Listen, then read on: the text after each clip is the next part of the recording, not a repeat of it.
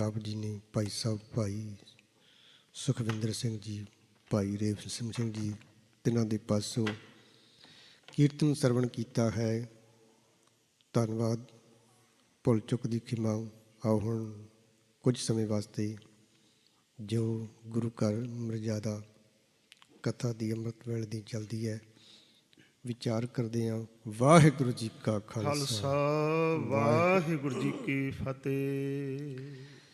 ਇੱਕ ਓੰਕਾਰ ਸਤਿਨਾਮ ਕਰਤਾ ਪੁਰਖ ਨਿਰਭਉ ਨਿਰਵੈਰ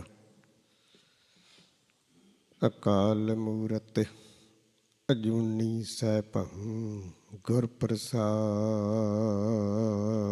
ਜਪ।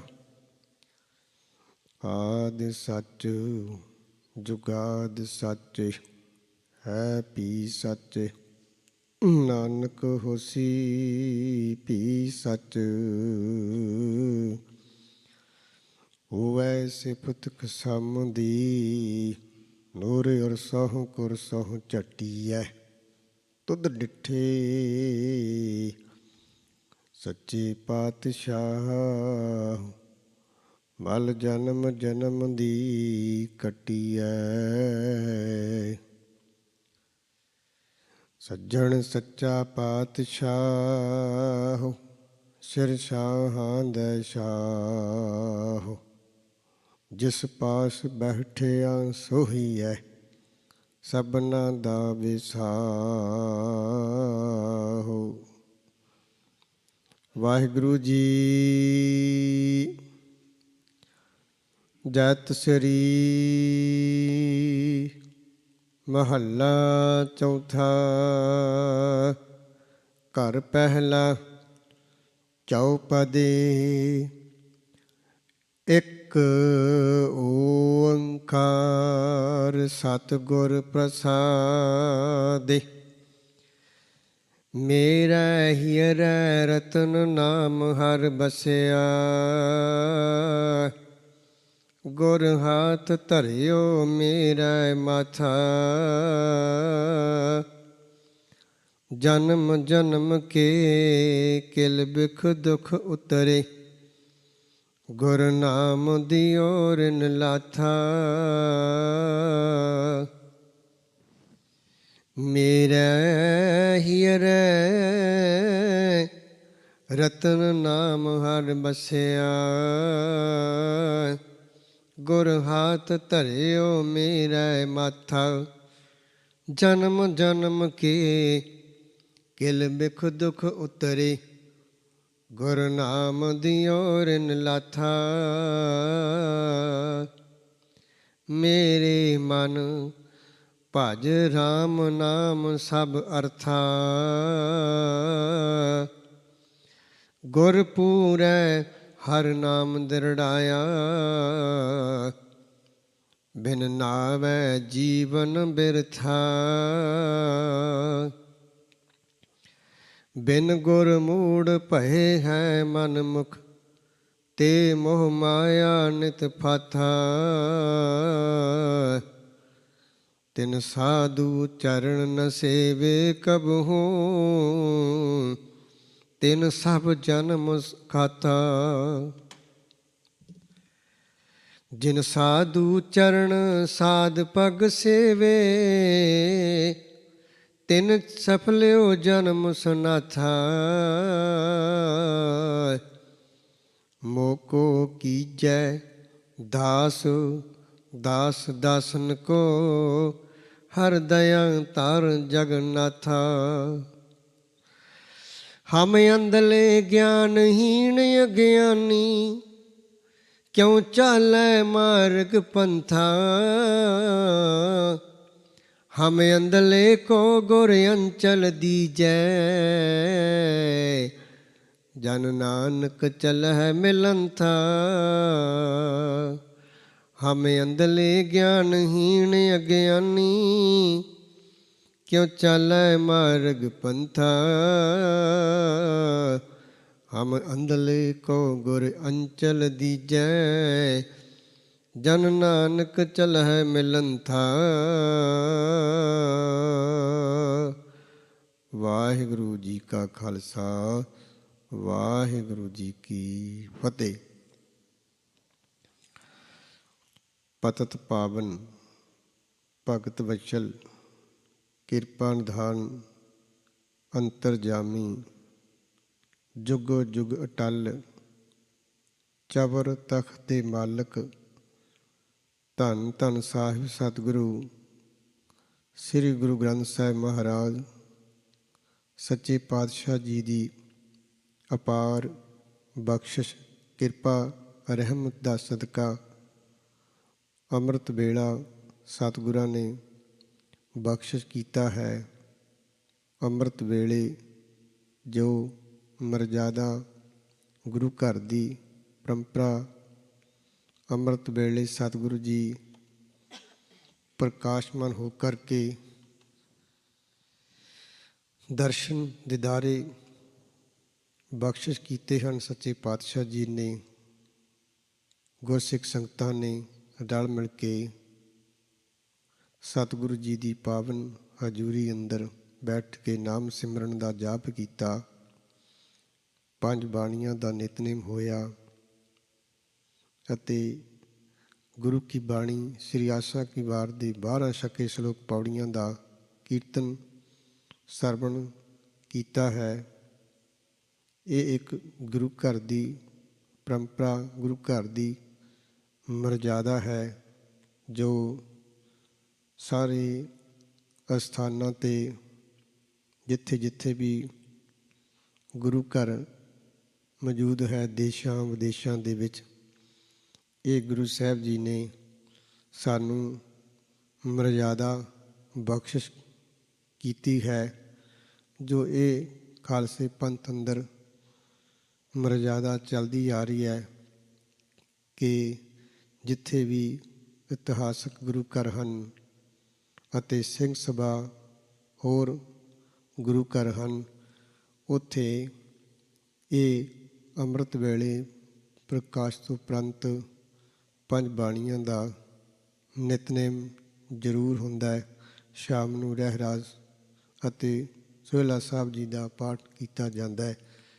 ਇਹ ਸਤਿਗੁਰਾਂ ਨੇ ਸਾਨੂੰ ਬਖਸ਼ਿਸ਼ ਕੀਤੀ ਹੋਈ ਹੈ ਕਿ ਗੁਰਸਿੱਖ ਨੇ ਇਹ ਨਿਤਨੇਮ ਨੂੰ ਜ਼ਰੂਰ ਧਾਰਨ ਕਰਨਾ ਹੈ।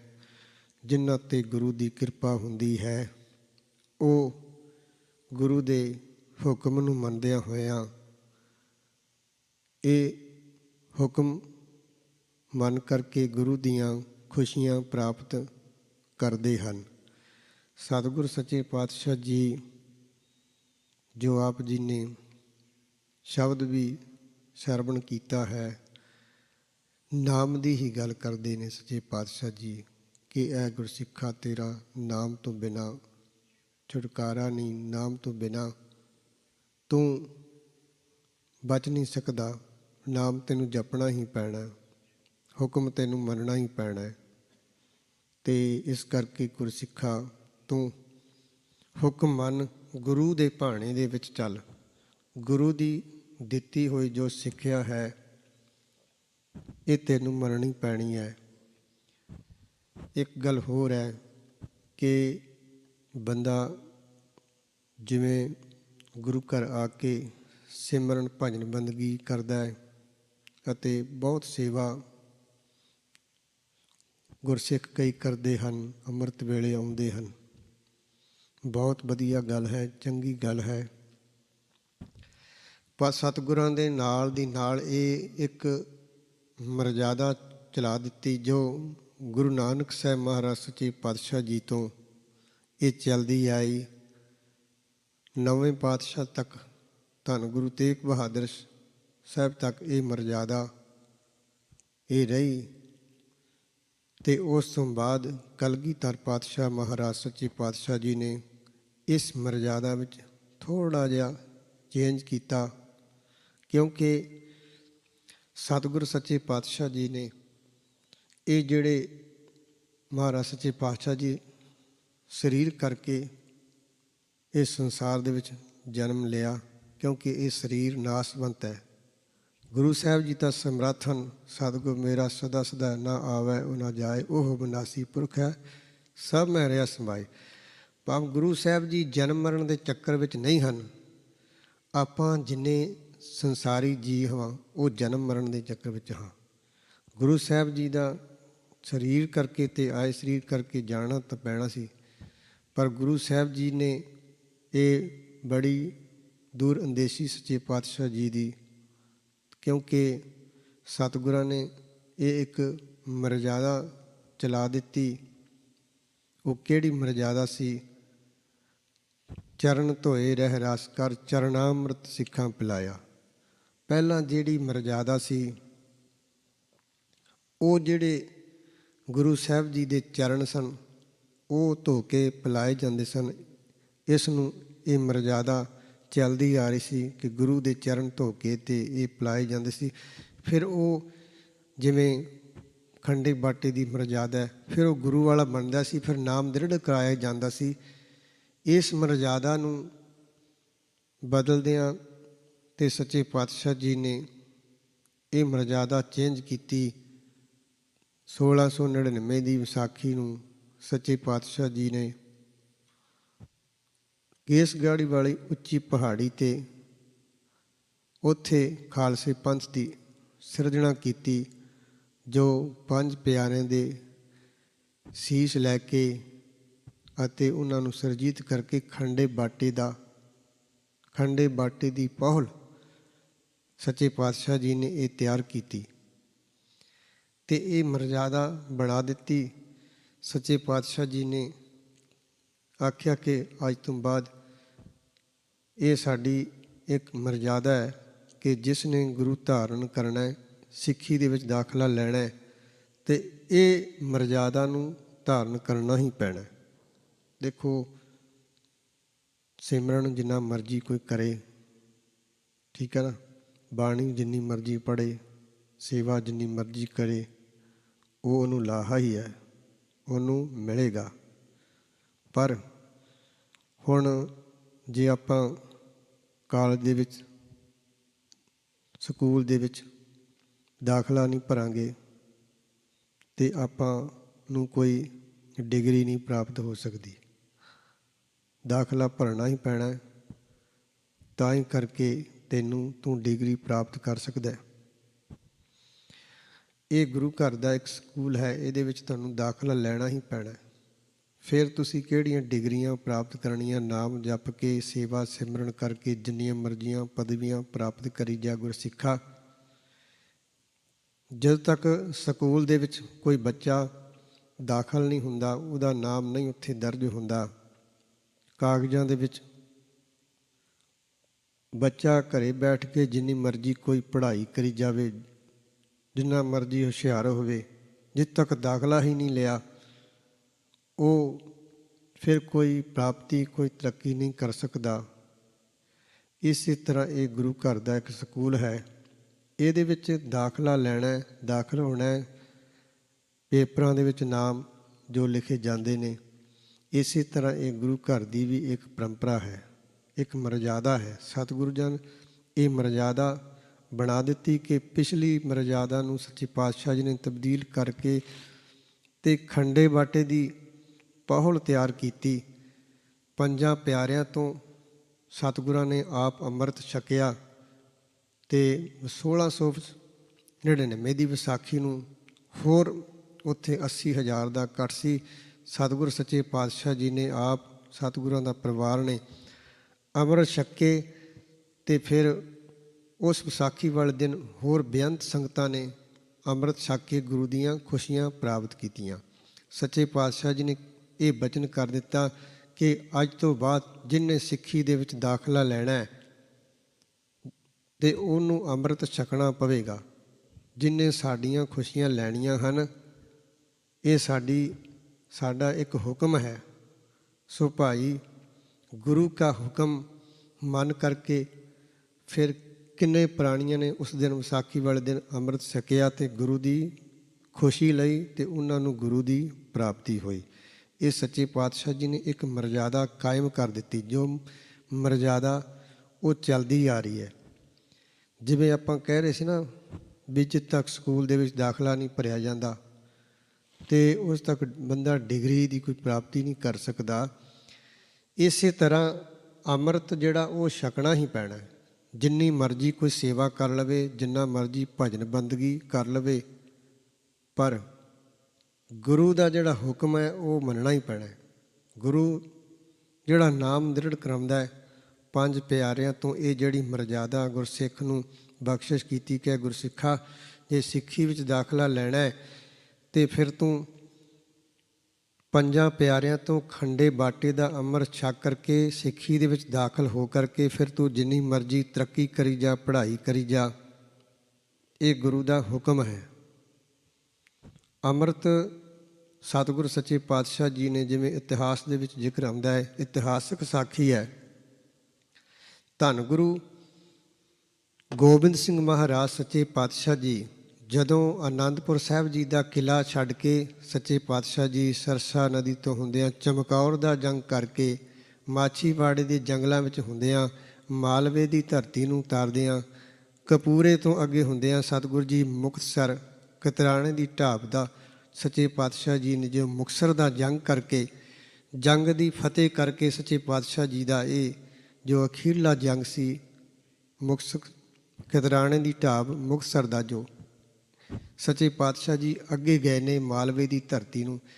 ਸਤਿਗੁਰੂ ਸੱਚੇ ਪਾਤਸ਼ਾਹ ਜੀ ਸਾਬੋ ਕੀ ਤਲਵੰਡੀ, ਉੱਥੇ ਸੱਚੇ ਪਾਤਸ਼ਾਹ ਜੀ ਬਹੁਤ ਲੰਮਾ ਸਮਾਂ ਰਹਿ ਕਰਕੇ ਸੱਚੇ ਪਾਤਸ਼ਾਹ ਜੀ ਤੇ ਇੱਥੇ ਦਾ ਜਿਹੜਾ ਡੱਲਾ ਚੌਧਰੀ ਸੀ, ਉਸ ਇਲਾਕੇ ਦਾ ਸਾਰੀ ਰਿਆਸਤ ਦਾ ਉਹ ਚੌਧਰ ਸੀ ਤੇ ਉਸ ਦੇ ਪਾਸ ਬੜੀਆਂ ਫੌਜਾਂ ਸੀ, ਬੜਾ ਧਨ ਦੌਲਤ ਕਾਰੋਬਾਰ ਇਲਾਕੇ ਦੇ ਵਿੱਚ ਸਾਰੀ ਉਸ ਦੀ ਚੱਲਦੀ ਸੀ। ਤੇ ਸੱਚੇ ਪਾਤਸ਼ਾਹ ਜੀ ਨੂੰ ਜਦੋਂ ਪਤਾ ਲੱਗਿਆ ਕਿ ਸਤਿਗੁਰੂ ਸੱਚੇ ਪਾਤਸ਼ਾਹ ਜੀ ਸਾਬੋ ਕੀ ਤਲਵੰਡੀ ਵਿਖੇ ਪਹੁੰਚੇ ਹੋਏ ਹਨ, ਸਤਿਗੁਰਾਂ ਨੇ ਬੇਨਤੀ ਕੀਤੀ ਕਿ ਮਹਾਰਾਜ ਚਲੋ ਆਓ ਮੇਰੇ ਘਰੇ ਚੱਲਣ ਪਾਓ ਤੇ ਮੈਂ ਆਪ ਜੀ ਦੀ ਸੇਵਾ ਕੁਝ ਸਮਾਂ ਕਰਨੀ ਹੈ, ਤੁਸੀਂ ਮੇਰੇ ਪਾਸ ਹੀ ਰਹਿਣਾ ਹੈ। ਤੇ ਸਤਿਗੁਰੂ ਸੱਚੇ ਪਾਤਸ਼ਾਹ ਜੀ ਭਾਈ ਡੱਲਾ ਜੋ ਇਸ ਇਲਾਕੇ ਦਾ ਚੌਧਰੀ ਸੀ, ਸਤਿਗੁਰੂ ਸੱਚੇ ਪਾਤਸ਼ਾਹ ਜੀ ਭਾਈ ਡੱਲੇ ਦੇ ਪਾਸ ਬਹੁਤ ਸਮਾਂ ਸਤਿਗੁਰੂ ਸੱਚੇ ਪਾਤਸ਼ਾਹ ਜੀ ਇੱਥੇ ਰਹਿ, ਤਕਰੀਬਨ 9 ਮਹੀਨੇ ਦਾ ਸਮਾਂ ਦੱਸਦੇ ਨੇ। ਤੇ ਇੱਥੇ ਰਹਿ ਕਰਕੇ ਦਮਦਮਾ ਦੀ ਸਾਹਿਬ ਦੀ ਧਰਤੀ ਤੇ ਸਤਿਗੁਰੂ ਸੱਚੇ ਪਾਤਸ਼ਾਹ ਜੀ ਨੇ ਬਾਬਾ ਦੀਪ ਸਿੰਘ ਭਾਈ ਮਨੀ ਸਿੰਘ ਜੀ ਨੂੰ ਲਿਖਾਰੀ ਲਾ ਕੇ ਤੇ ਗੁਰੂ ਗ੍ਰੰਥ ਸਾਹਿਬ ਜੀ ਦੀ ਮਹਾਰਾਜ ਜੀ ਦੀ ਜੋ ਨੌਵੇਂ ਪਾਤਸ਼ਾਹ ਜੀ ਦੀ ਜਿਹੜੀ ਬਾਣੀ ਸੀ ਉਹ ਗੁਰੂ ਗ੍ਰੰਥ ਸਾਹਿਬ ਜੀ ਲਿਖਾ ਕਰਕੇ ਇਹ ਸੰਪੂਰਨਤਾ ਕੀਤੀ ਬਾਣੀ ਦੀ। ਸੱਚੇ ਪਾਤਸ਼ਾਹ ਜੀ ਨੇ ਇੱਥੇ 48 ਸਿੰਘਾਂ ਨੂੰ ਅਰਥ ਵੀ ਪੜ੍ਹਾਏ। ਗੁਰੂ ਗ੍ਰੰਥ ਸਾਹਿਬ ਜੀ ਇੱਕ ਓਂਕਾਰ ਤੋਂ ਲੈ ਕੇ 18-20 ਤੱਕ ਤੋਂ ਕੰਠ ਉਚਾਰਨ ਕੀਤਾ। ਧੰਨ ਗੁਰੂ ਗੋਬਿੰਦ ਸਿੰਘ ਮਹਾਰਾਜ ਸੱਚੇ ਪਾਤਸ਼ਾਹ ਜੀ ਨੇ ਦਮਦਮਾ ਸਾਹਿਬ ਜੀ ਧਰਤੀ 'ਤੇ ਇੱਥੇ ਡੱਲੇ ਦੇ ਘਰ ਸਤਿਗੁਰੂ ਸੱਚੇ ਪਾਤਸ਼ਾਹ ਜੀ ਰਹਿ ਰਹੇ ਹਨ। ਸਰਬੱਤ ਸੰਗਤਾਂ ਨੇ ਦਰਸ਼ਨ ਵੀ ਕੀਤੇ। ਹੁਣ ਤਖਤ ਸਾਹਿਬ ਦੇ ਪਿੱਛੇ ਜਿੱਥੇ ਡੱਲੇ ਦੀ ਭਾਈ ਡੱਲੇ ਦੀ ਸਮਾਧ ਬਣੀ ਹੋਈ ਹੈ, ਭਾਈ ਡੱਲਾ ਸਤਿਗੁਰਾਂ ਦੀ ਸਾਰੇ ਸਿੰਘਾਂ ਦੀ ਸਿੱਖਾਂ ਦੀ ਬਹੁਤ ਸੇਵਾ ਕਰ ਰਿਹਾ। ਬਹੁਤ ਲੰਮਾ ਸਮਾਂ ਸੱਚੇ ਪਾਤਸ਼ਾਹ ਜੀ ਨੇ ਇੱਥੇ ਭਾਈ ਡੱਲੇ ਦੇ ਘਰ ਰਹਿ ਕੇ ਤੇ ਭਾਈ ਡੱਲੇ ਦੀ ਸੇਵਾ ਨੂੰ ਪ੍ਰਵਾਨ ਕੀਤਾ।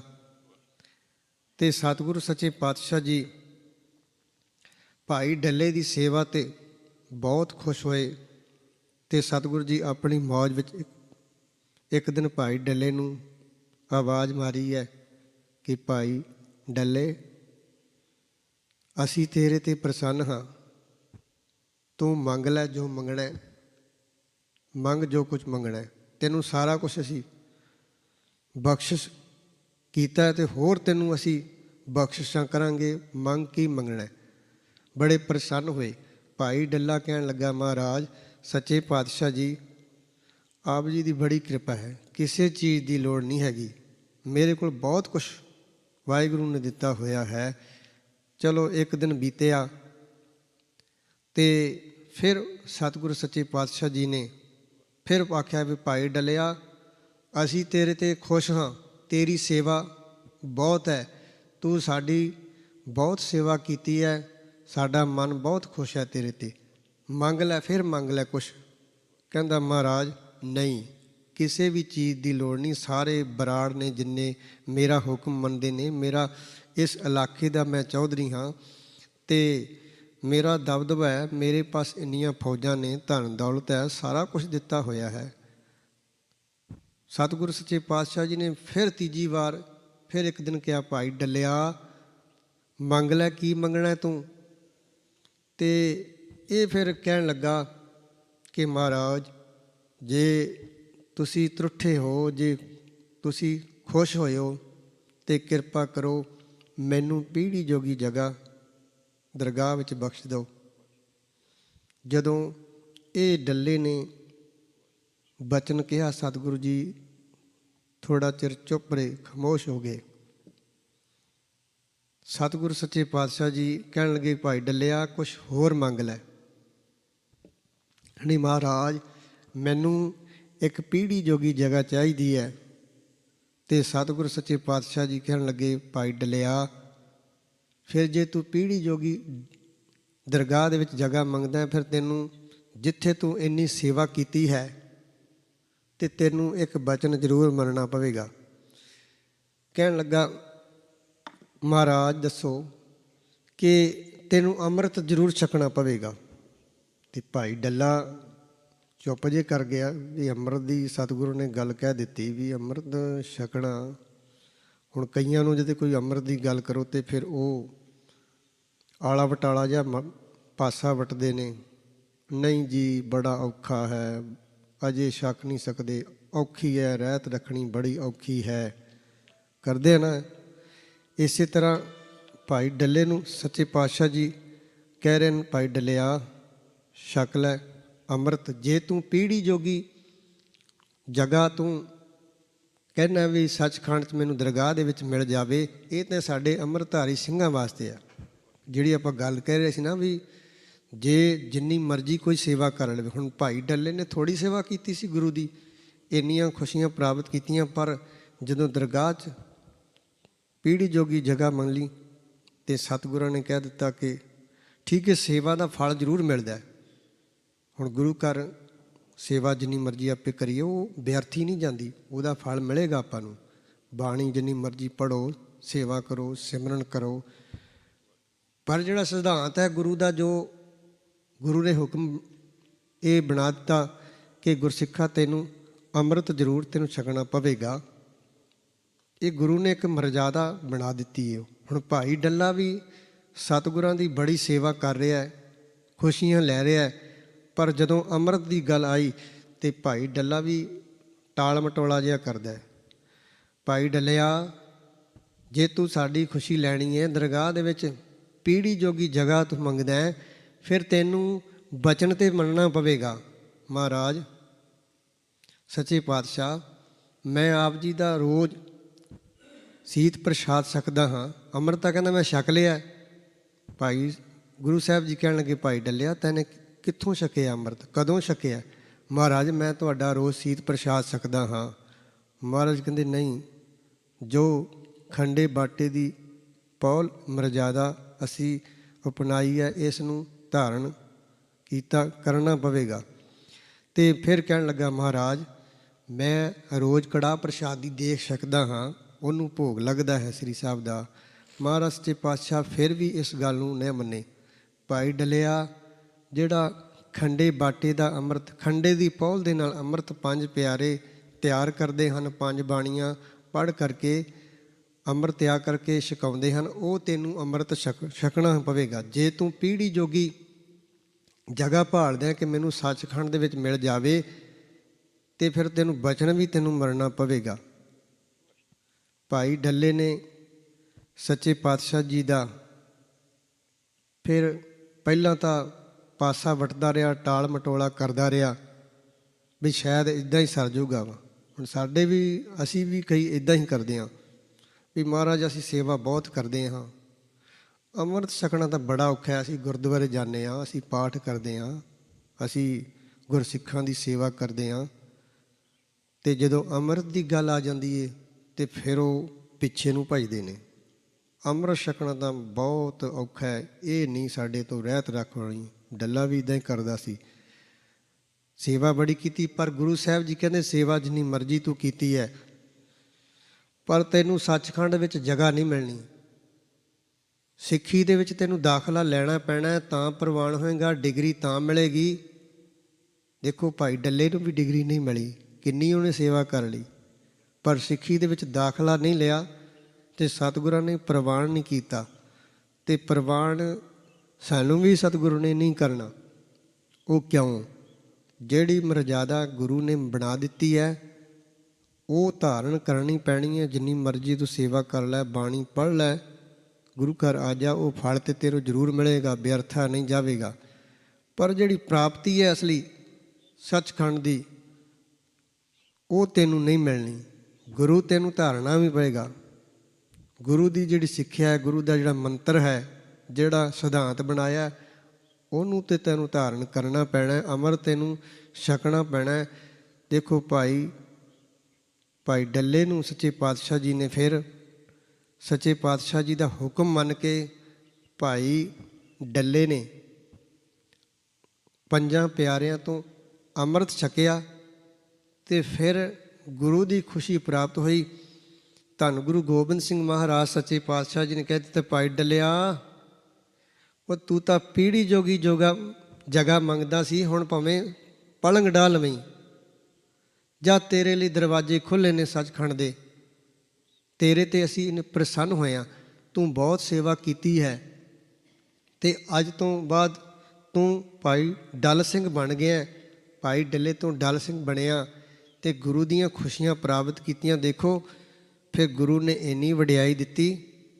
ਭਾਈ ਡੱਲੇ ਦੀ ਜਿਹੜੀ ਸਮਾਧ ਹੈ ਉਹ ਤਖਤ ਸਾਹਿਬ ਦੇ ਪਿਛਲੇ ਪਾਸੇ ਬਣੀ ਹੋਈ ਹੈ। ਕਿੰਨੀ ਵਡਿਆਈ ਜੀ! ਗੁਰੂ ਸਾਹਿਬ ਜੀ ਦੇ ਤਖਤ ਦੇ ਨਾਲ ਹੀ ਜਦੋਂ ਆਪਾਂ ਦਰਸ਼ਨ ਕਰਨ ਜਾਈਏ ਅਤੇ ਸਤਿਗੁਰਾਂ ਨੇ ਕਹਿੰਦੇ ਫਿਰ ਬਖਸ਼ਾਂ ਇੰਨੀਆਂ ਕੀਤੀਆਂ। ਗੁਰੂ ਦਾ ਜਦੋਂ ਹੁਕਮ ਮੰਨਿਆ, ਜਦੋਂ ਅੰਮ੍ਰਿਤ ਛਕ ਲਿਆ ਸਾਰੇ ਪਰਿਵਾਰ ਨੇ, ਫਿਰ ਮਹਾਰਾਜ ਨੇ, ਆਪਾਂ ਜਦੋਂ ਜਾਂਦੇ ਹਾਂ ਨਾ ਤਖਤ ਸਾਹਿਬ ਜੀ ਦੇ ਦਰਸ਼ਨ ਕਰਨ, ਅਤੇ ਭਾਈ ਡੱਲੇ ਦੇ ਘਰ ਜਾਣਾ ਹੀ ਪੈਂਦਾ। ਉਹ ਕਿਉਂ ਜਾਣਾ ਪੈਂਦਾ? ਸਤਿਗੁਰਾਂ ਨੇ ਜਦੋਂ ਸਰੋਪਾ ਦਿੱਤਾ ਅਤੇ ਸਤਿਗੁਰਾਂ ਨੇ ਉਹਨੂੰ ਕਿੰਨੇ ਆਪਣੇ ਸ੍ਰੀ ਸਾਹਿਬ, ਕੜਾ, ਕੰਘਾ, ਕੇਸ ਅਤੇ ਸਤਿਗੁਰੂ ਸੱਚੇ ਪਾਤਸ਼ਾਹ ਜੀ ਨੇ ਆਪਣੇ ਬਸਤਰ, ਹੋਰ ਕਈ ਸ਼ਸਤਰ ਉਹਨੂੰ ਦਿੱਤੇ। ਇਹ ਬਖਸ਼ਿਸ਼ਾਂ ਕੀਤੀਆਂ ਕਿ ਤੇਰੀ ਆਉਣ ਵਾਲੀ ਪੀੜ੍ਹੀ ਇਹ ਸ਼ਸਤਰਾਂ ਦੇ ਦਰਸ਼ਨ ਕਰਾਉਂਦੀ ਰਹੇਗੀ। ਹੁਣ ਜਿਹੜਾ ਜਾਂਦਾ ਉਹ ਜਦੋਂ ਭਾਈ ਡੱਲੇ ਦੇ ਘਰੇ ਨਹੀਂ ਨਾ ਜਾਂਦਾ, ਉਹ ਕਹਿੰਦਾ ਵੀ ਮੇਰੀ ਯਾਤਰਾ ਵੀ ਸਫਲ ਨਹੀਂ ਹੋਈ, ਕਿਉਂਕਿ ਉੱਥੇ ਗੁਰੂ ਜੀ ਦੀਆਂ ਨਿਸ਼ਾਨੀਆਂ ਪਈਆਂ ਨੇ ਨਾ, ਅਤੇ ਉੱਥੇ ਜਦੋਂ ਸੰਗਤਾਂ ਜਾਂਦੀਆਂ ਨੇ ਅਤੇ ਉਹ ਆਪਾਂ ਦਰਸ਼ਨ ਕਰਦੇ ਹਾਂ। ਸਤਿਗੁਰਾਂ ਦੇ ਰੇਸ਼ਮੀ ਪਜਾਮਾ, ਚੋਲਾ, ਦਸਤਾਰ, ਇੱਕ ਛੋਟਾ ਜਿਹਾ ਗੁਰੂ ਗ੍ਰੰਥ ਸਾਹਿਬ ਜੀ ਉਹਨਾਂ ਭਾਈ ਡੱਲੇ ਦੇ ਘਰੇ ਹੈ, ਸ੍ਰੀ ਸਾਹਿਬ, ਛੋਟੀ ਕੇਸਕੀ, ਕੰਘਾ, ਇਹ ਇੰਨੀਆਂ ਬਖਸ਼ਿਸ਼ਾਂ ਕੀਤੀਆਂ ਸਤਿਗੁਰੂ ਸੱਚੇ ਪਾਤਸ਼ਾਹ ਜੀ ਨੇ। ਭਾਈ ਡੱਲੇ ਦਾ ਨਾਮ ਰਹਿੰਦੀ ਦੁਨੀਆ ਤੱਕ ਰਹੇਗਾ। ਜਦੋਂ ਤੱਕ ਸ੍ਰਿਸ਼ਟੀ ਹੈ, ਜਦੋਂ ਤੱਕ ਇਹ ਦੁਨੀਆ ਜਿੰਦੀ ਹੈ, ਸੰਸਾਰ ਹੈ, ਅਤੇ ਸੰਸਾਰ ਦੇ ਵਿੱਚ ਭਾਈ ਡੱਲੇ ਦਾ ਨਾਮ ਸਦਾ ਹੀ ਕਾਇਮ ਰਹੇਗਾ, ਕਿਉਂਕਿ ਗੁਰੂ ਦਾ ਉਹਨੇ ਬਚਨ ਮੰਨਿਆ ਅਤੇ ਗੁਰੂ ਦੀਆਂ ਖੁਸ਼ੀਆਂ ਪ੍ਰਾਪਤ ਕੀਤੀਆਂ ਅਤੇ ਫਿਰ ਉਹ ਸਿੱਖੀ ਦੇ ਵਿੱਚ ਪ੍ਰਵਾਨ ਹੋਇਆ। ਇਸੇ ਕਰਕੇ ਇਹ ਸਿੱਖਿਆ ਹੈ ਇੱਕ ਕਿ ਤੁਸੀਂ ਸੇਵਾ ਕਰੀ ਜਾਓ, ਬਾਣੀ ਪੜ੍ਹੀ ਜਾਓ, ਅਤੇ ਜਿੱਥੇ ਤੱਕ ਤੁਸੀਂ ਖੰਡੇ ਬਾਟੇ ਦਾ ਅੰਮ੍ਰਿਤ ਨਹੀਂ ਛਕੋਗੇ ਅਤੇ ਪ੍ਰਵਾਨ ਨਹੀਂ ਹੋਵੋਗੇ। ਇਹ ਪੱਕੀ ਗਰੰਟੀ ਹੈ, ਗੁਰੂ ਦਾ ਇਹ ਹੁਕਮ ਹੈ, ਇਹ ਮੰਨਣਾ ਹੀ ਪੈਣਾ ਹੈ, ਭਾਵੇਂ ਜਦੋਂ ਮਰਜ਼ੀ ਮੰਨ ਲਓ, ਨਹੀਂ ਤਾਂ ਫਿਰ ਦੁਬਾਰਾ ਜਨਮ ਜ਼ਰੂਰ ਮਿਲੇਗਾ। ਗੁਰੂ ਤਾਂ ਜ਼ਰੂਰ ਤੈਨੂੰ ਧਾਰਨਾ ਪੈਣਾ। ਇਸ ਕਰਕੇ ਇਹ ਗੁਰੂ ਦਾ ਹੁਕਮ ਹੈ ਕਿ ਗੁਰਸਿੱਖਾ ਤੂੰ ਖੰਡੇ ਬਾਟੇ ਦਾ ਅੰਮ੍ਰਿਤ ਛਕਣਾ, ਫਿਰ ਕਮਾਈ ਕਰਨੀ ਹੈ, ਗੁਰੂ ਦੀ ਖੁਸ਼ੀ ਪ੍ਰਾਪਤ ਕਰਨੀ ਹੈ। ਭਾਈ ਡੱਲੇ ਦੀ ਸਾਖੀ ਤੋਂ ਸਾਨੂੰ ਇਹ ਸਿੱਖਿਆ ਪ੍ਰਾਪਤ ਹੁੰਦੀ ਹੈ। ਆਓ ਹੁਣ ਗੁਰੂ ਰਾਮਦਾਸ ਮਹਾਰਾਜ, ਧੰਨ ਧੰਨ ਰਾਮਦਾਸ ਗੁਰ, ਜਿਨ ਸਿਰਿਆ ਤਿਨੈ ਸਵਾਰਿਆ, ਪੂਰੀ ਹੋਈ ਕਰਾਮਾਤ ਆਪ ਸਿਰਜਣਹਾਰੈ ਧਾਰਿਆ। ਜਿਨ੍ਹਾਂ ਬਾਬਤ ਭਾਈ ਗੁਰਦਾਸ ਜੀ ਫਰਮਾਉਂਦੇ ਹਨ, ਦਿਚੈ ਪੂਰਬ ਦੇਵਣਾ, ਜਿਸ ਦੀ ਵਸਤ ਸਹਿ ਕਰ ਆਵੈ, ਬੈਠਾ ਸੋਢੀ ਪਾਤਸ਼ਾਹ ਰਾਮਦਾਸ ਸਤਿਗੁਰ ਕਹਾਵੈ। ਪੂਰਨ ਤਾਲ ਕਟਾਇਆ ਅੰਮ੍ਰਿਤਸਰ ਵਿੱਚ ਜੋ ਜੁਗਾਵੈ, ਉਲਟਾ ਖੇਲ ਖਸਮ ਦਾ ਉਲਟੀ ਗੰਗ ਸਮੁੰਦਰ ਸਮਾਵੈ। ਦਿੱਤਾ ਲਈਏ ਆਪਣਾ ਅਣਦਿੱਤਾ ਕਛ ਹੱਥ ਨ ਆਵੈ, ਫਿਰ ਆਈ ਘਰ ਅਰਜਨੈ ਪੁੱਤ ਸੰਸਾਰੀ ਗੁਰੂ ਕਹਾਵੈ। ਸਤਿਗੁਰੂ ਸੱਚੇ ਪਾਤਸ਼ਾਹ ਜੀ ਨੇ, ਭਾਈ ਗੁਰਦਾਸ ਜੀ ਨੇ ਗੁਰੂ ਰਾਮਦਾਸ ਮਹਾਰਾਜ ਸੱਚੇ ਪਾਤਸ਼ਾਹ ਜੀ ਦੀ ਕਿੰਨੀ ਮਹਿਮਾ ਕੀਤੀ ਹੈ। ਆਓ ਹੁਣ ਗੁਰੂ ਰਾਮਦਾਸ ਮਹਾਰਾਜ ਸੱਚੇ ਪਾਤਸ਼ਾਹ ਸੋਢੀ ਸੁਲਤਾਨ, ਜਿਨ੍ਹਾਂ ਦਾ ਆਪਾਂ ਇਹ ਸ਼ਬਦ ਸਰਵਣ ਕੀਤਾ ਹੈ, ਧੰਨ ਗੁਰੂ ਰਾਮਦਾਸ ਮਹਾਰਾਜ ਜੈਤ ਸ੍ਰੀ ਰਾਗ ਅੰਦਰ ਇਹ ਸਾਨੂੰ ਉਪਦੇਸ਼ ਬਖਸ਼ਿਸ਼ ਕਰਦੇ ਹਨ। ਸੱਚੇ ਪਾਤਸ਼ਾਹ ਜੀ ਦਾ ਇਹ ਪਾਵਨ ਸ਼ਬਦ ਆਪਾਂ ਸਾਰਿਆਂ ਨੇ ਸਰਵਣ ਕੀਤਾ ਹੈ। ਆਓ ਆਪਾਂ ਕੁਝ ਸਮੇਂ ਵਾਸਤੇ ਇਸ ਸ਼ਬਦ ਦੀ ਵਿਚਾਰ ਕਰਦੇ ਹਾਂ।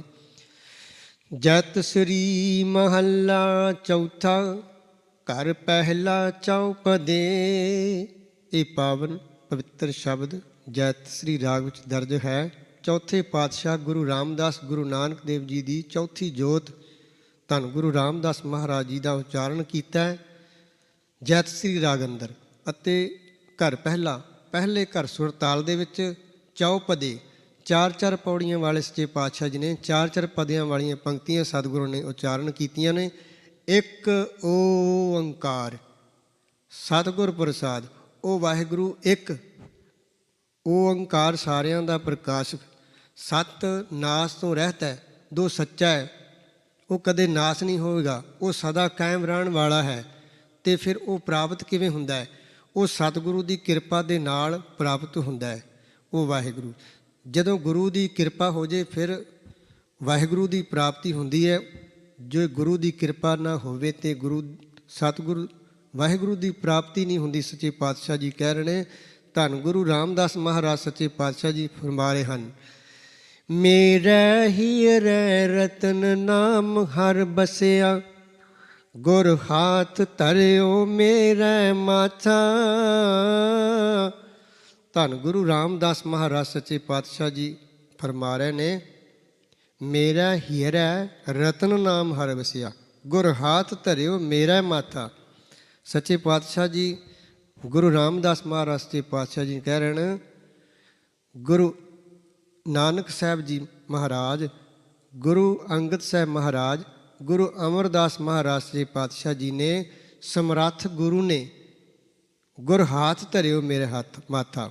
ਗੁਰੂ ਨੇ ਜਦੋਂ ਮਿਹਰ ਦ੍ਰਿਸ਼ਟੀ ਕੀਤੀ ਅਤੇ ਸਤਿਗੁਰੂ ਸੱਚੇ ਪਾਤਸ਼ਾਹ ਜੀ ਪ੍ਰਸੰਨ ਹੋਏ, ਖੁਸ਼ ਹੋਏ, ਅਤੇ ਫਿਰ ਕੀ ਹੋਇਆ?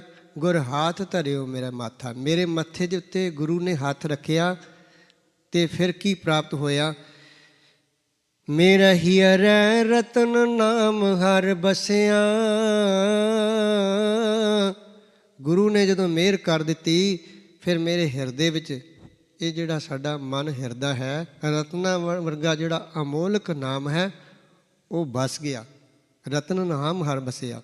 ਗੁਰੂ ਜੀ ਨੇ ਹੱਥ ਧਰ ਕੇ ਅਤੇ ਸਾਡੇ ਹਿਰਦੇ ਦੇ ਵਿੱਚ ਨਾਮ ਦਾ ਵਾਸਾ ਕਰ ਦਿੱਤਾ, ਜਿਹੜਾ ਉਹ ਬੜਾ ਪਵਿੱਤਰ ਇੱਕ ਅਮੋਲਕ ਹੀਰਾ ਰਤਨਾ ਅਮੋਲਕ ਵਰਗਾ ਜਿਹੜਾ ਨਾਮ ਹੈ ਉਹ ਵਸ ਗਿਆ।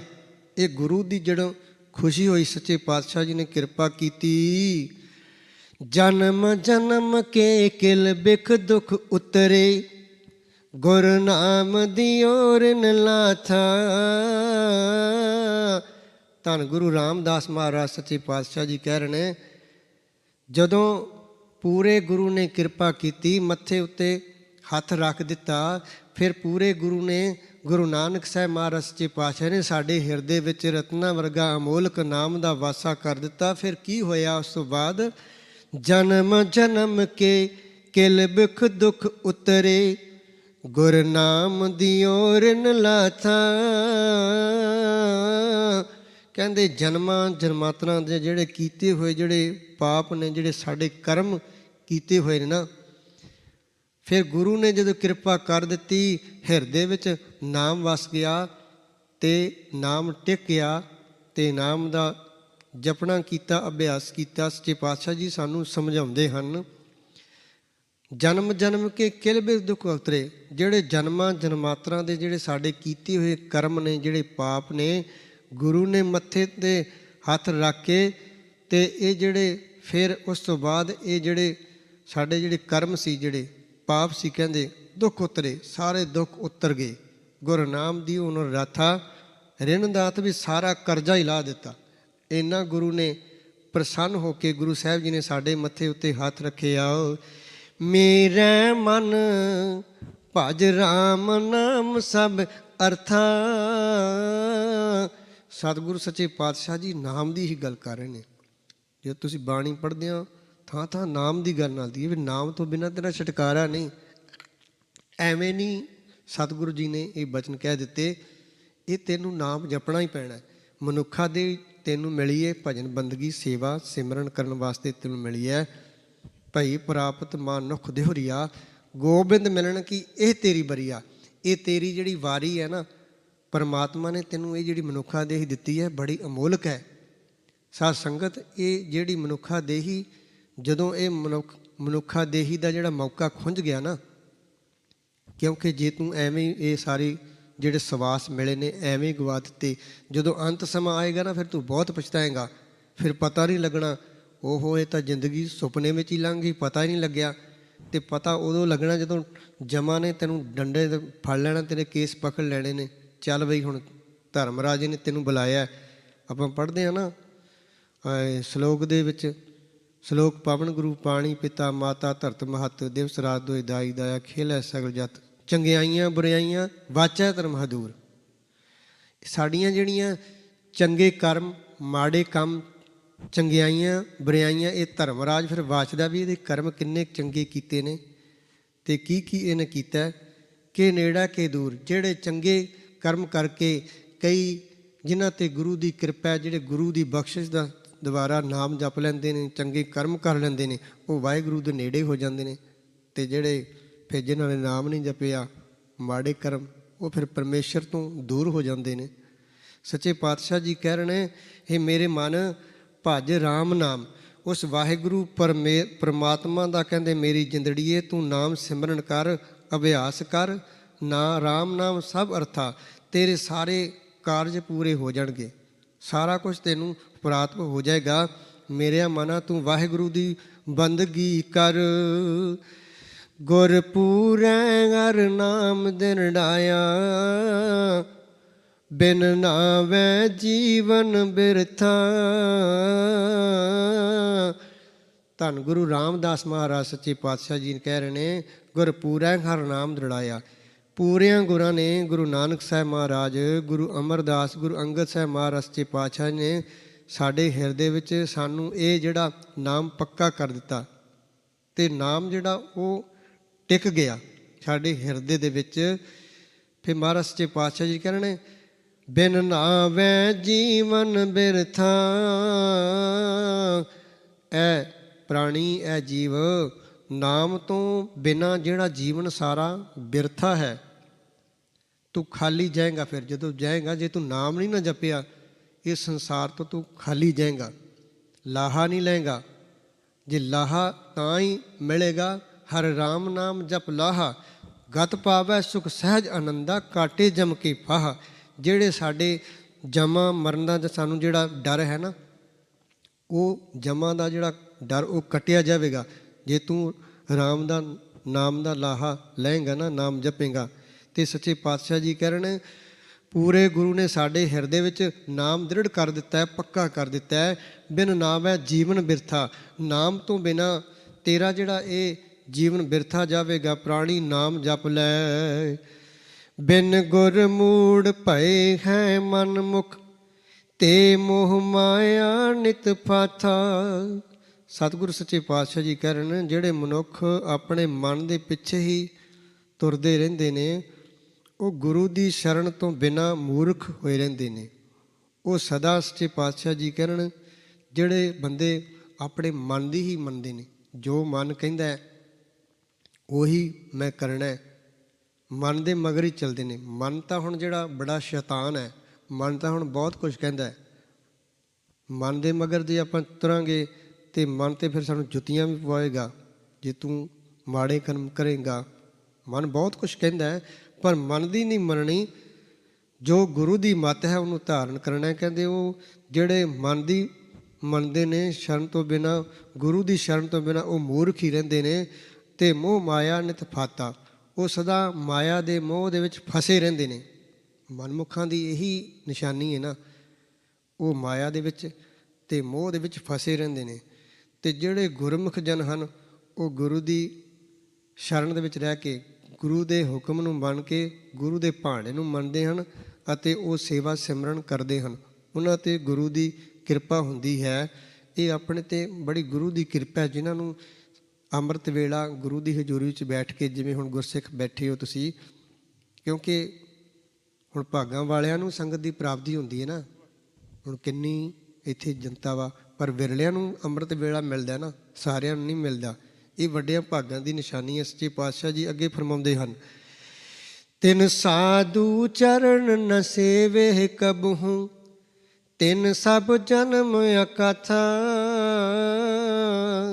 ਸੱਚੇ ਪਾਤਸ਼ਾਹ ਜੀ ਕਹਿ ਰਹੇ ਨੇ, ਜਿਨ੍ਹਾਂ ਨੇ ਸਾਧੂ ਗੁਰੂ ਨੂੰ ਵੀ ਕਿਹਾ, ਜਿਨ੍ਹਾਂ ਨੇ ਗੁਰੂ ਦੇ ਚਰਨ ਨਹੀਂ ਪਰਸੇ, ਗੁਰੂ ਦੀ ਸੇਵਾ ਨਹੀਂ ਕੀਤੀ, ਜਾਂ ਸਾਧੂ ਜਨਾਂ ਦੀ, ਸੰਤ ਜਨਾਂ ਦੀ ਸੇਵਾ ਨਹੀਂ ਕੀਤੀ, ਚਰਨ ਨਹੀਂ ਪਰਸੇ, ਤਿੰਨ ਸਭ ਜਨਮ ਅਕਾਥਾ।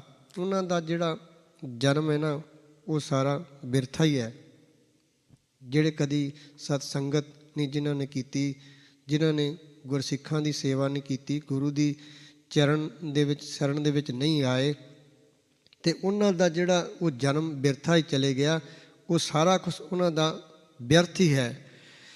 ਜਿਨ ਸਾਧੂ ਚਰਨ ਪਾਗ ਪਗ ਸੇਵੇ, ਜਿਨ ਸਾਧੂ ਚਰਨ ਸਾਧ ਪਗ ਸੇਵੇ, ਤਿਨ ਸਫਲਿਓ ਜਨਮ ਸਨਾਥਾ। ਸਤਿਗੁਰੂ ਸੱਚੇ ਪਾਤਸ਼ਾਹ ਜੀ ਫਰਮਾ ਰਹੇ ਹਨ, ਜਿਹੜੇ ਮਨੁੱਖ ਗੁਰੂ ਦੇ ਚਰਨਾਂ ਦੀ ਓਟ ਲੈਂਦੇ ਹਨ ਉਹ ਖਸਮ ਵਾਲੇ ਬਣ ਜਾਂਦੇ ਹਨ। ਉਹਨਾਂ ਦੀ ਜ਼ਿੰਦਗੀ ਕਾਮਯਾਬ ਹੋ ਜਾਂਦੀ ਹੈ ਅਤੇ ਉਹ ਸਦਾ ਹੀ ਕਾਮਯਾਬ ਰਹਿੰਦੇ ਹਨ। ਮੋਹ ਕੋ ਕੀਜੈ ਦਾਸ, ਦਾਸ ਦਾਸਨ ਕੋ, ਹਰਿ ਦਇਆ ਧਾਰ ਜਗਨਾਥਾ। ਸਤਿਗੁਰੂ ਜੀ ਫਰਮਾ ਰਹੇ ਹਨ, ਜਿਹੜੇ ਮਨੁੱਖ ਗੁਰੂ ਦੇ ਚਰਨਾਂ ਦੀ ਓਟ ਲੈਂਦੇ ਹਨ ਉਹ ਖਸਮ ਵਾਲੇ ਬਣ ਜਾਂਦੇ ਹਨ। ਉਹਨਾਂ ਦੀ ਜ਼ਿੰਦਗੀ ਵਿੱਚ ਕਾਮਯਾਬੀ ਹੋ ਜਾਂਦੀ ਹੈ। ਹੇ ਹਰੀ, ਮੇਰੇ ਉੱਤੇ ਮਿਹਰ ਕਰ, ਮੈਨੂੰ ਆਪਣੇ ਦਾਸਾਂ ਦਾ ਵੀ ਦਾਸ ਬਣਾ ਦੇ। ਵੀ ਜਿਹੜੇ ਤੇਰੇ ਦਾਸ ਨੇ ਉਹਨਾਂ ਦੇ ਦਾਸਾਂ ਦਾ ਵੀ ਦਾਸ ਦਾ ਚਰਨ ਧੂੜੀ ਮਿਲ ਜਾਏ, ਉਹਨਾਂ ਦਾ ਮੈਂ ਸੇਵਕ ਬਣ ਜਾਵਾਂ। ਸੱਚੇ ਪਾਤਸ਼ਾਹ ਜੀ ਫਰਮਾ ਰਹੇ ਹਨ, ਸਤਿਗੁਰੂ ਜੀ ਅੱਗੇ ਫਰਮਾਉਂਦੇ ਹਨ, ਹਮ ਅੰਧਲੇ ਗਿਆਨਹੀਣ ਅਗਿਆਨੀ, ਕਿਉਂ ਚੱਲਹਿ ਮਾਰਗ ਪੰਥਾ। ਧੰਨ ਗੁਰੂ ਰਾਮਦਾਸ ਮਹਾਰਾਜ ਜੀ ਕਹਿ ਰਹੇ ਨੇ, ਮਹਾਰਾਜ ਅਸੀਂ ਅੰਨ੍ਹੇ ਹਾਂ ਅਤੇ ਹਮ ਅੰਧਲੇ ਗਿਆਨਹੀਣ, ਅਸੀਂ ਗਿਆਨ ਤੋਂ ਹੀਣੇ ਹਾਂ, ਅਗਿਆਨੀ ਹਾਂ। ਜੇ ਅਸੀਂ ਹੁਣ ਅੰਨ੍ਹੇ ਹਾਂ, ਸਾਨੂੰ ਕੋਈ ਸੂਝ ਨਹੀਂ, ਕੋਈ ਬੂਝ ਨਹੀਂ, ਅਤੇ ਕਿਉਂ ਚਾਲੈ ਮਾਰਗ ਪੰਥਾ। ਮਹਾਰਾਜ ਫਿਰ ਅਸੀਂ ਤੇਰੇ ਇਹ ਰਸਤੇ ਦੇ ਉੱਤੇ ਕਿਵੇਂ ਚੱਲ ਸਕਦੇ ਹਾਂ? ਕਿਰਪਾ ਕਰੋ। ਹਮ ਅੰਧਲੇ ਅੰਧ ਬਿਖੈ ਬਿਖਰਾਤੀ, ਕਿਉਂ ਚੱਲ ਹੈ ਗੁਰ ਚਾਲੀ। ਸਤਿਗੁਰ ਦਇਆ ਕਰੇ ਸੁਖ ਦਾਤਾ, ਹਮ ਲਾਪੈ ਆਪਣ ਪਾਲੀ। ਮਹਾਰਾਜ ਸਾਨੂੰ ਆਪਣੇ ਪੱਲੇ ਦੇ ਨਾਲ ਲਾਓ। ਅਸੀਂ ਗਿਆਨ ਕਰਕੇ ਮਹਾਰਾਜ ਅੰਨ੍ਹੇ ਹਾਂ, ਅਗਿਆਨੀ ਹਾਂ, ਗਿਆਨ ਤੋਂ ਹੀਣੇ ਹਾਂ। ਹਮ ਅੰਧਲੇ ਕੋ ਗੁਰ ਅੰਚਲ ਦੀਜੈ, ਜਨ ਨਾਨਕ ਚਲਹਿ ਮਿਲੰਥਾ। ਅਸੀਂ ਮਹਾਰਾਜ ਅੰਨ੍ਹੇ ਹਾਂ, ਮਹਾਰਾਜ ਕਿਰਪਾ ਕਰੋ ਮੈਨੂੰ ਅੰਨ੍ਹੇ ਨੂੰ ਮਹਾਰਾਜ ਆਪਣਾ ਪੱਲਾ ਪਕੜਾ ਦਿਓ। ਗੁਰ ਅੰਚਲ ਦੀਜੈ, ਮੈਨੂੰ ਆਪਣਾ ਪੱਲਾ ਪਕੜਾ ਦਿਓ ਸਾਨੂੰ, ਅਤੇ ਜਨ ਨਾਨਕ ਚਲੈ ਮਿਲੰਥਾ। ਅਸੀਂ ਤੇਰਾ ਪੱਲਾ ਪਕੜ ਕੇ ਮਹਾਰਾਜ ਸੱਚੇ ਪਾਤਸ਼ਾਹ ਜੀਓ, ਅਸੀਂ ਮਹਾਰਾਜ ਸੱਚੇ ਪਾਤਸ਼ਾਹ ਜੀ ਕਹਿ ਰਹੇ ਹਨ, ਅਸੀਂ ਤੇਰਾ ਪੱਲਾ ਪਕੜ ਕੇ ਤੇਰੇ ਵਿੱਚ ਮਿਲ ਜਾਈਏ, ਤੇਰੀ ਚਾਲੀ ਦੇ ਉੱਤੇ ਚੱਲ ਜਾਈਏ। ਇਹ ਸੱਚੇ ਪਾਤਸ਼ਾਹ ਜੀ ਨੇ ਪਾਵਨ ਸ਼ਬਦ ਆਪ ਜੀ ਨੇ ਜੋ ਸਰਵਣ ਕੀਤਾ ਹੈ ਉਸ ਦੀ ਕਥਾ ਵਿਚਾਰ ਕੀਤੀ ਹੈ। ਕਿਉਂਕਿ ਕਥਾ ਸਤਿਗੁਰੂ ਜੀ ਦੀ ਜਿਹੜੀ ਅਗਾਧ ਬੋਧ ਹੈ ਇਹ ਗੁਰੂ ਸਾਹਿਬ ਜੀ ਆਪ ਕਰਾਉਣ ਅਤੇ ਤਾਂ ਹੀ ਹੁੰਦੀ ਹੈ, ਅਤੇ ਗੁਰੂ ਸਾਹਿਬ ਜੀ ਆਪੇ ਹੀ ਕਰਾ ਲੈਂਦੇ ਨੇ। ਅਤੇ ਕਈ ਵਾਰ ਤਾਂ ਇਹ ਹੁੰਦਾ ਵੀ ਜਿਵੇਂ ਗਿਆਨੀ ਜੀ ਹੁਣ ਢੱਲੇ ਨੇ ਅਤੇ ਕਥਾ ਕਰਨੀ ਪੈ ਰਹੀ ਹੈ, ਕਈ ਵਾਰ ਮੌਕੇ 'ਤੇ ਕਹਿੰਦੇ ਵੀ ਚਲੋ ਭਾਈ ਸਾਹਿਬ ਤੁਸੀਂ ਕਥਾ ਕਰੋ। ਹੁਣ ਕਈ ਵਾਰ ਇਹ ਹੁੰਦਾ ਵੀ ਉੱਥੇ ਕੀ ਬੋਲਣਾ, ਜਾ ਕੇ ਕੋਈ ਦੇਖਿਆ ਨਹੀਂ, ਕੋਈ ਵਿਚਾਰਿਆ ਨਹੀਂ, ਕਿਉਂਕਿ ਕਥਾ ਵੀ ਤੁਹਾਨੂੰ ਦੇਖਣੀ ਪੈਂਦੀ ਹੈ, ਵਿਚਾਰ ਦੀ ਵੀ ਕੀ ਬੋਲਣਾ, ਤੁਸੀਂ ਵਿਚਾਰ ਕਰਨੀ ਪੈਂਦੀ ਹੈ, ਫਿਰ ਹੀ ਕਥਾ ਆਉਂਦੀ ਹੈ। ਮਿਹਨਤ ਬਹੁਤ ਕਰਨੀ ਪੈਂਦੀ ਇਹਦੀ ਕਥਾ ਦੀ, ਕਥਾ ਐਵੇਂ ਨਹੀਂ ਹੋ ਜਾਂਦੀ। ਪਰ ਜਦੋਂ ਗੁਰੂ ਜੀ ਕਿਰਪਾ ਦ੍ਰਿਸ਼ਟੀ ਕਰ ਦੇਣ, ਮਿਹਰ ਦੇ ਉੱਤੇ ਸਿਰ ਦੇ ਉੱਤੇ ਮਿਹਰ ਭਰਿਆ ਹੱਥ ਰੱਖਣ, ਅਤੇ ਫਿਰ ਕਈ ਵਾਰ ਪਤਾ ਨਹੀਂ ਹੁੰਦਾ ਕੀ ਬੋਲਣਾ ਸਟੇਜ 'ਤੇ, ਆਪਣੇ ਆਪ ਹੀ ਉਹ ਕਥਾ ਫੁਰੀ ਜਾਂਦੀ ਹੈ। ਉਹ ਗੁਰੂ ਸਾਹਿਬ ਜੀ ਆਪ ਹੀ ਉਹ ਕਥਾ ਕਰਾ ਲੈਂਦੇ ਨੇ, ਚਾਹੁਣ ਤੇ ਗੁੰਗਿਆਂ ਦੇ ਹੱਥ ਰੱਖ ਕੇ ਅਤੇ ਅਰਥ ਕਰਾ ਲੈਣ। ਗੁਰੂ ਸਾਹਿਬ ਜੀ ਸਮਰੱਥ ਹਨ। ਸੱਚੇ ਪਾਤਸ਼ਾਹ ਜੀ ਕਥਾ ਕਰਦਿਆਂ, ਵਿਚਾਰ ਕਰਦਿਆਂ ਭੁੱਲ ਚੁੱਕ ਦੀ ਖਿਮਾ ਦੇਣੀ, ਕਿਉਂਕਿ ਅਸੀਂ ਕੋਈ ਐਡੇ ਵਿਦਵਾਨ ਗਿਆਨੀ ਨਹੀਂ ਹੈ ਜਿਸ ਤਰ੍ਹਾਂ ਦੇ ਕੋਈ ਸਾਨੂੰ ਅਰਥ ਹੁੰਦੇ ਨੇ, ਉਹ ਅਸੀਂ ਉਸ ਹਿਸਾਬ ਨਾਲ ਇਹ ਵਿਚਾਰ ਕੀਤੀ ਹੈ। ਬਾਣੀ ਅਗਾਧ ਬੁੱਧ ਹੈ, ਕੋਈ ਮਾਣ ਨਹੀਂ ਕਰ ਸਕਦਾ ਵੀ ਮੈਂ ਬਹੁਤ ਵਧੀਆ ਕਥਾ ਕਰਦਾ। ਜਿਵੇਂ ਸਤਿਗੁਰ ਸੱਚੇ ਪਾਤਸ਼ਾਹ ਜੀ ਜਿਸ ਤਰ੍ਹਾਂ ਦੀ ਕਥਾ ਕਰਾਉਂਦੇ ਨੇ, ਉਹ ਜੀਵ ਉਸ ਤਰ੍ਹਾਂ ਹੀ ਕਰਦਾ ਹੈ। ਭੁੱਲ ਚੁੱਕ ਦੀ ਖਿਮਾ। ਆਓ ਹੁਣ ਆਪਾਂ 2 ਪੰਕਤੀਆਂ ਪੜ੍ਹ ਕੇ ਆਪਾਂ ਇੱਥੇ ਸਮਾਪਤੀ ਕਰਦੇ ਹਾਂ। ਹਮ ਅੰਧਲੇ ਗਿਆਨਹੀਣ ਅਗਿਆਨੀ, ਕਿਉਂ ਚਾਲੈ ਮਾਰਗ ਪੰਥਾ। ਹਮ ਅੰਧਲੇ ਕੋ ਗੁਰ ਅੰਚਲ ਦੀਜੈ, ਜਨ ਨਾਨਕ ਚਲਹਿ ਮਿਲੰਥਾ।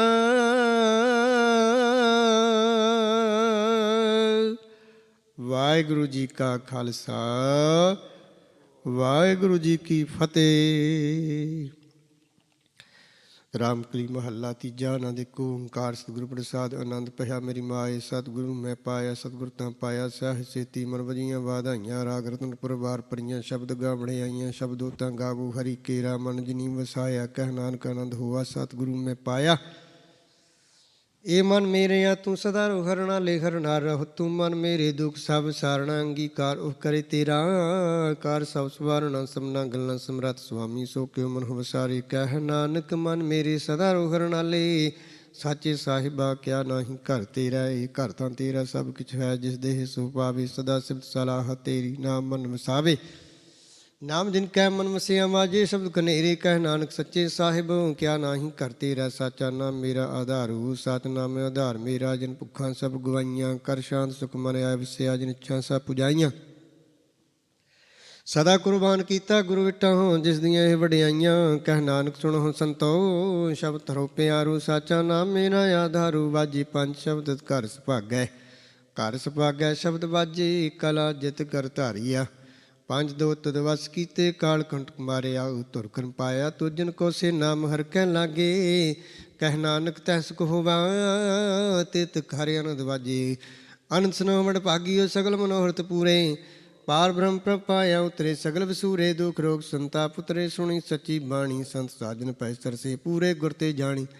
ਸੁਣਤੇ ਪ੍ਰਨੀਤ ਕਹਤੇ ਪਵਿੱਤ, ਸਤਿਗੁਰ ਰਹਿਆ ਭਰਪੂਰੇ। ਬਿਨਵੰਤ ਨਾਨਕ ਗੁਰ ਚਰਨ ਲਾਗੇ, ਵਾਜੇ ਅਨਹਦ ਤੂਰੇ। ਸੁਣਤੇ ਪ੍ਰਨੀਤ ਕਹਤੇ ਪਵਿੱਤ, ਸਤਿਗੁਰ ਰਹਿਆ ਭਰਪੂਰੇ। ਬਿਨਵੰਤ ਨਾਨਕ ਗੁਰ ਚਰਨ ਲਾਗੇ, ਚਰਨ ਲਾਗੇ ਗੁਰ ਚਰਨ ਲਾਗੇ। ਵਾਜੇ ਅਨਹਦ ਤੂਰੇ। ਵਾਹਿਗੁਰੂ ਜੀ ਕਾ ਖਾਲਸਾ, ਵਾਹਿਗੁਰੂ ਜੀ ਕੀ ਫਤਿਹ। ਤੂੰ ਠਾਕੁਰ। ਕੋਈ ਅਰਦਾਸ ਜੀਉ ਪਿੰਡ ਸਭ ਤੇਰੀ ਆਸ। ਹਮ ਬਾਰਕ ਤੇਰੇ, ਤੁਮਰੀ ਕਿਰਪਾ ਮੈਂ ਸੋਚ ਕਲੇਰੇ। ਤੁਮਰਾ ਅੰਤ ਉਚਿਸ ਜਾ ਭਗਵੰਤ, ਤੁਮਰੇ ਸੂਤਰ ਤਾਰੀ। ਤੁਮ ਤੇ ਹੋਏ ਸੋ ਆਗਿਆਕਾਰੀ, ਹਿਤ ਤੁਮ ਹੀ ਜਾਨੀ। ਨਾਨਕ ਦਾਸ ਸਦਾ ਕੁਰਬਾਨੀ।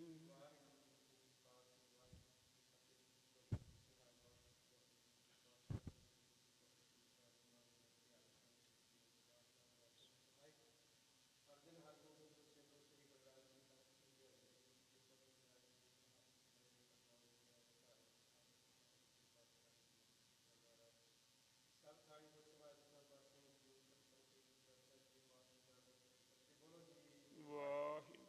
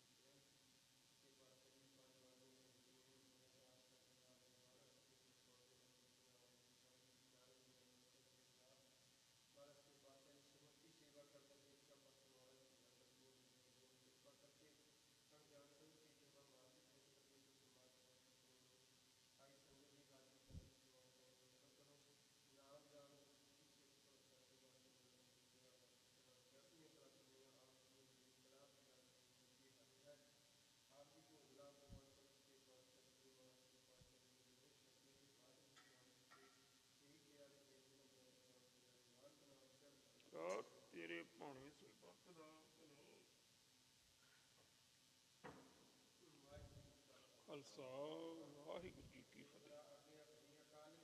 ਕਵੀ ਚਲਾਇਓ ਪੰਥ ਗੁਰੂ ਮਾਨਿਓ ਗ੍ਰੰਥ, ਪ੍ਰਗਟ ਗੁਰਾਂ ਕੀ ਦੇ ਖੋਜ ਸ਼ਬਦ ਮੇਲੇ, ਆਪੀ ਰਹੇ ਨ ਕੋਏ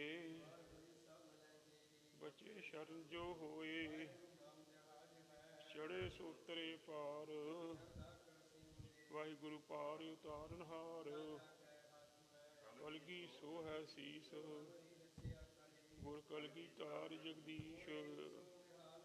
ਸਤਿ ਸ੍ਰੀ ਅਕਾਲ। ਵਾਹਿਗੁਰੂ ਜੀ ਕੀ ਫਤਿਹ। ਵਾਹਿਗੁਰੂ ਜੀ ਵਾਹਿਗੁਰੂ